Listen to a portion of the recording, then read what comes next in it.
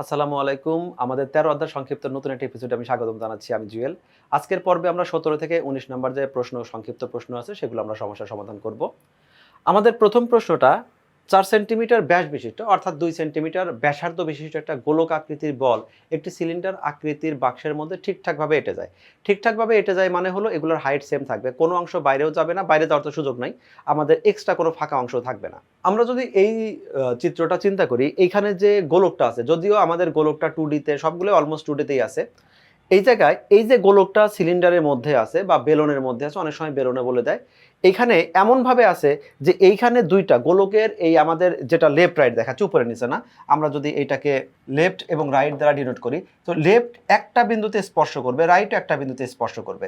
আমরা যদি up down যেটা আছে, টপ যেটা আছে এইখানে যে এটা আছে, এটাও আমাদের এইখানে স্পর্শ করবে, এখানে আমাদের ভূমিতে স্পর্শ করবে, কোনো জায়গায় ফাঁকা রাখবে না।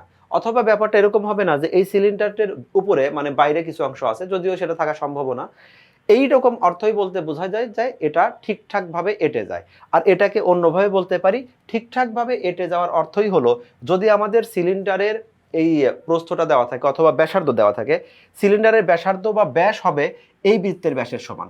অথবা আমি বলতে পারি বৃত্তের যে ব্যাস বা গোলকের যে ব্যাস, সেই ব্যাসটাই হবে এই সিলিন্ডার যে আছে, সিলিন্ডারের হাইট এবং বা আমাদের দৈর্ঘ্য প্রস্থ দুইটাই যে সমান থাকবে, এই হাইটের সমান। এই মানটা আমরা শুধু ব্যবহার করব এই তথ্য থেকে। এখন যখন বললো ৪ সেন্টিমিটার ব্যাস বিশিষ্ট একটি গোলক আকৃতির বল একটি সিলিন্ডারের মধ্যে ঠিকঠাকভাবে এঁটে যায়, তার মানে এই সিলিন্ডারের যে টোটাল হাইটটা আছে, এই হাইটটাই হবে এর ব্যাসার সমান, মানে এটা হবে 4। এখন অনধিকৃত অংশ বলতে কি বোঝাচ্ছে? যদি আমাদের এইটা সিলিন্ডার হয়, এইটা আমাদের গোলক হয়, তাহলে এখন এই যে অংশটা আছে, যেটাকে আমি বেগুনি কালার দিয়ে আমি মার্ক করছি যে অংশ, এই অংশের মধ্যে সিলিন্ডারের এই অংশগুলোর মধ্যে গোলকের অবস্থান নাই। তাহলে এইটাকে আমরা বলছি ফাঁকা অংশ। তো আমরা এই বেগুনি কালার যে পার্টটা আছে সেটা বের করব কিভাবে? টোটাল সিলিন্ডারের আয়তন থেকে যদি ভিতরের গোলকটা আমরা বাদ দিয়ে দেই, এইটাই হবে সিলিন্ডারের অনধিকৃত অংশের আয়তন। অনধিকৃত অংশের আয়তনটাকে আমি জাস্ট বোঝানোর জন্য যদি বলি, এই অনধিকৃত অংশের আয়তন ভি সমান কি হবে?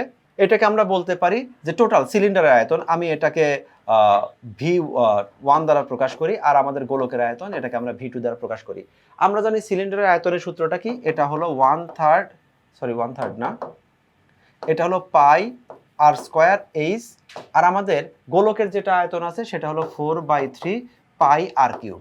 যেখানে আর বলতে বোঝাচ্ছে গোলকের ব্যাসার্ধ, আমাদের এই ম্যাথে গোলকের ব্যাসার্ধটা হবে 2, আর এইচ যেটা আছে, এইচ হবে আমাদের গোলকের যে ব্যাসটা ছিল, এটাই হবে আমাদের এই সিলিন্ডারের ক্ষেত্রে এইচ এর মানটা। যদি আমরা মানগুলো বসিয়ে দেই, পায়ের মান আমরা বসাবো না, পাই মানে পাই রাখবো, আর স্কোয়ার এই ম্যাথে আমাদের আর যদি আমরা সিলিন্ডারও বলি, সিলিন্ডারে যে আমাদের আরটা হবে, সিলিন্ডারের আরটা হবে এই বৃত্তের আর এর সমান, তাহলে এখানে আর এর ভ্যালুটা হলো 2 আর স্কোয়ার এইচ। এইচ মানে হবে এই যে আমাদের গোলকটা ভিতরে ঠিকঠাকভাবে এটে গিয়েছিল সেই গোলকের ব্যাসের সমান, অর্থাৎ এখানে আমাদের 4 মাইনাস এটা 4/3 পাই মানে পাই থাক, আর মানে হলো আমাদের 2 কিউব। এটুকু যদি আমরা ক্যালকুলেটরে একবারেও ক্যালকুলেশন করতে পারি, আবার আলাদা আলাদা করেও করতে পারি, টোটাল ক্যালকুলেশন করলে আমাদের রেজাল্ট আসবে 16.75। যেহেতু আমরা এখানে হিসাবগুলো হচ্ছিল সেন্টিমিটারে, বের করলাম আমরা আয়তন, তাহলে অবশ্যই এটা আমাদের ঘন সেন্টিমিটার হবে।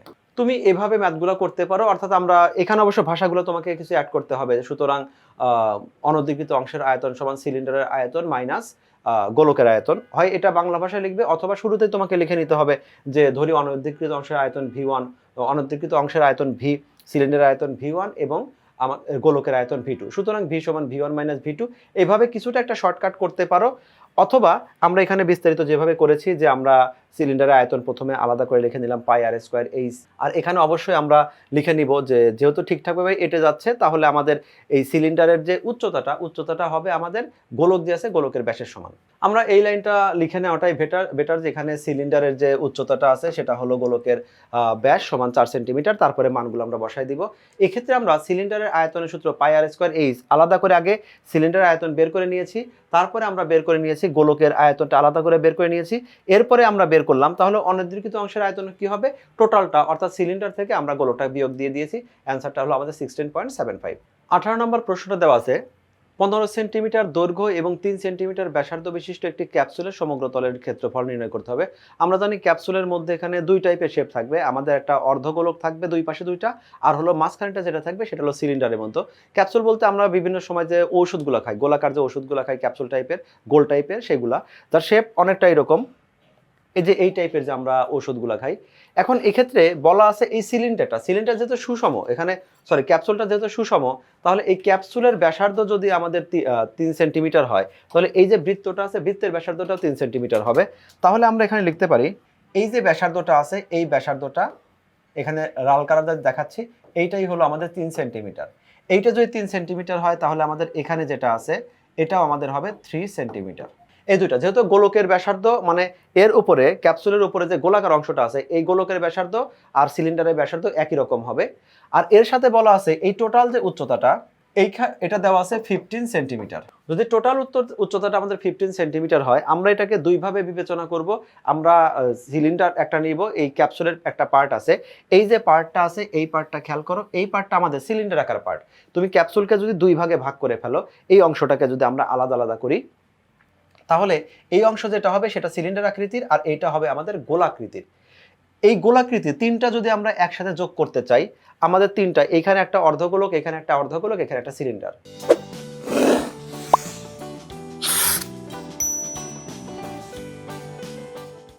আমি তিনটাকে আলাদা আলাদা করে নোট করি। যদি আমরা এই অংশ যেটা আছে এই অংশকে যদি বলি আমাদের A1 ধরলাম, এই অংশটাকে যদি বলি আমি A2, আর এই অংশটাকে যদি বলি A3, এই তিনটা আমি ক্ষেত্রফল নিয়ে আলোচনা করছি। তো প্রথমে শুধুমাত্র একটা অর্ধেক ঢাকনা টাইপের, এই যে ঢাকনাটা আছে এটা আমাদের যেহেতু ফুল গোলক না, একটা তুমি টেনিস বল কাটো সেটাকে দুই টুকরা, হয়তো উপরে এক টুকরা দিয়েছো নিচে এক টুকরা দিয়েছো, মানে টোটালটা জোড়া দিলে আবার একটা হবে। কিন্তু আমরা আলাদা আলাদা করে হিসাব করি, টোটাল ক্ষেত্রফল কি হবে A1 প্লাস হলো আমাদের, আমি নিচেরটা আগে নিয়ে নিলাম, A1 এর সাথে A3 নিয়ে নিলাম, কারণ এই দুইটাই হলো আমাদের গোলক, আর এর সাথে হলো আমাদের A2 যেটা আমাদের সিলিন্ডার আকারে আছে। এখন এই অংশটা কত হবে, আমরা যদি এই অংশটা নেই A1 এবং A3 দুইটা আমাদের একই টাইপের, আমরা এই দুইটার পরিবর্তে আমরা জানি গোলকের যে ক্ষেত্রফলটা সেই ক্ষেত্রফলটা হলো 4 পাই, এটা হলো আর স্কোয়ার। এই 4 পাই আর স্কোয়ার, কিন্তু আমাদের এই 4 পাই আর স্কোয়ার অর্ধেক হবে কোনটা, আমাদের A1ও হবে 4 পাই আর স্কোয়ারের অর্ধেক, A3ও হবে 4 পাই আর স্কোয়ারের অর্ধেক, কারণ এটাও অর্ধগোলক এটাও অর্ধগোলক। তাহলে এই দুইটার ক্ষেত্রফল আমরা বলতে পারি হাফ ইন্টু 4 পাই আর স্কোয়ার। এর পাশাপাশি আমরা A3 যেটা আছে এটাকে লিখতে পারি হাফ ইন্টু 4 পাই আর স্কোয়ার। আর এইখানে যেটা আছে A2 আমাদের সিলিন্ডার, আমরা জানি সিলিন্ডারের যে ক্ষেত্রফলের সূত্র সেটা হলো 2 পাই আর এইচ, যেখানে আর মানে হলো ব্যাসার্ধ, এইচ মানে হলো সিলিন্ডারের হাইটটা। তাহলে এখন এইখানে যদি ভ্যালুগুলো বসায় দিই আমাদের এখানে রেজাল্ট চলে আসবে। এক্ষেত্রে আমরা আর এর ভ্যালু তো বুঝতেই পারছি, শুরুতে আলোচনা করলাম আর এর ভ্যালুটা আমাদের 3 হবে। তাহলে সিলিন্ডারের যে সিলিন্ডারের উচ্চতাটা কতটুকু হবে, সিলিন্ডারের টোটাল উচ্চতা 15 থেকে এই পাশে 3 এই পাশে 3 বাদ যাচ্ছে, মানে 15 থেকে যদি আমরা 3 3 6 বাদ দেই, তাহলে এই যে হাইটটা আছে এই হাইটটা শুধু থাকবে হলো 9 সেন্টিমিটার হবে সিলিন্ডারটার হাইট। তাহলে এখন আমরা আর এর ভ্যালু জানি, এইচ এর ভ্যালুটা জানি, মানগুলো বসায় দিলে আমাদের রেজাল্টটা বের হয়ে যাবে। এবার আমরা আমাদের বই থেকে দেখি, বই যেভাবে করেছি আমরা শুরুতেই বলে নিয়েছি ক্যাপসুলের সমগ্র তলের ক্ষেত্রফলটা কি হবে, দুই প্রান্তে দুইটা অর্ধগোলক আছে তার পৃষ্ঠতলের ক্ষেত্রফল এবং সিলিন্ডারের পৃষ্ঠতলের ক্ষেত্রফল। আমাদের যেহেতু পৃষ্ঠতলের ক্ষেত্রফল 4 পাই আর স্কোয়ার, যেহেতু কেউ গোলক না কেউ অর্ধগোলক ছিল সেজন্য আমরা হাফ দিলাম, এরকম অর্ধগোলক আছে উপরে এবং নিচে দুইটা, তাহলে আমরা 2 দ্বারা মাল্টিপ্লাই করলাম। এর সাথে আমরা এখানে লিখলাম 2 পাই আর এল, এখানে এল বলতে আমরা সিলিন্ডারের যে হাইটটা আছে সেটাকে এল দ্বারা প্রকাশ করেছি, কারণ এখানে দুইটা হাইট ছিল। ক্যাপসুলের টোটাল হাইটটাকে যদি আমরা এইচ মনে করি, তো দ্বিতীয় ক্ষেত্রে সিলিন্ডার যে পার্ট আছে শুধু সিলিন্ডার পার্টকে আবার এইচ বলাটা একটু অন্যরকম দেখায়, সেজন্য আমরা এল দ্বারা প্রকাশ করলাম। এখানে যদি সবগুলো মান বসায় দেই, শুধুমাত্র আর এবং এইচ এর মানটা যদি বসায় দেই আমাদের রেজাল্ট আসবে 282.74 বর্গ সেন্টিমিটার। এটা হলো ক্যাপসুলটার সমগ্র তলের ক্ষেত্রফল। 19 নম্বর প্রশ্নটা 5 সেন্টিমিটার ব্যাসার্ধ বিশিষ্ট এবং 12 সেন্টিমিটার উচ্চতা বিশিষ্ট সিলিন্ডারের বক্রতলের ক্ষেত্রফল। আমরা জানি সিলিন্ডারের শুধুমাত্র দুইটাই আননোন ডাইমেনশন থাকে, সেটা হলো সিলিন্ডারের ব্যাসার্ধটা কতটুকু, সিলিন্ডারের হাইটটা কতটুকু। এখানে দুইটা তথ্য সরাসরি দেওয়া আছে, কিছু ম্যাথে আমাদের এগুলা একটু ঘোরায় পেঁচায় পরোক্ষভাবে দেওয়া থাকে, আমরা খুঁজে বের করতে হয়, এখানে খুঁজে বের করার দরকার নাই, সরাসরি দেওয়া আছে। আমরা তাহলে শুরুতেই বলে নিব যে আমাদের সিলিন্ডারের যে ব্যাসার্ধ দেওয়া আছে সেটা আর সমান, ব্যাসার্ধকে আর দ্বারা প্রকাশ করে আমাদের 5 সেন্টিমিটার এবং উচ্চতা যেটা আছে উচ্চতাটা আমাদের 12 সেন্টিমিটার। সিলিন্ডারের বক্রতলের ক্ষেত্রফল কত, 2 পাই আর এইচ। আমরা এখানে আর এবং এইচ এর মান বসায় দিলে পাচ্ছি হলো 376.99 বর্গ সেন্টিমিটার। এইটাই হলো সিলিন্ডারের ক্ষেত্রফল, বক্রতলের ক্ষেত্রফল। বক্রতল বলতে সিলিন্ডার যে শুধুমাত্র রাউন্ড শেপ, বাঁকা শেপ যেটা থাকে সেটা, ওর ওপরে যে একটা ঢাকনি, যদি আমরা সিলিন্ডারকে কোনো একটা পিঙ্গলস চিপসের মতো করে চিন্তা করি, ওর যে ডিব্বাটা থাকে, উপরে যে একটা গোল পার্ট থাকে, নিচে যে একটা গোল পার্ট থাকে, ওই গোল দুইটা বাদ। ওইটা হলো আমাদের ভূমির ক্ষেত্রফল। আর এখানে বক্রতল বলতে সিলিন্ডার যে এইরকম একটা শেপটা থাকবে, বাঁকা শেপ যেটা আছে, যেটাকে আমরা হোল্ড করি, শুধু সেইটুকের ক্ষেত্রফল বোঝাচ্ছে। 13 অধ্যায়ের যে সংক্ষিপ্ত সম্ভাব্য প্রশ্নগুলো তোমাদের এসে থাকে, বেশিরভাগগুলো আমরা তোমাদের সামনে নিয়ে হাজির হয়েছি। হয়তো সামনে আরো কিছু তোমাদের এক্সট্রা পর্ব সৃজনশীলে আরো নতুন নতুন তোমাদের জন্য কিছু সমস্যার সমাধান নিয়ে আসবো।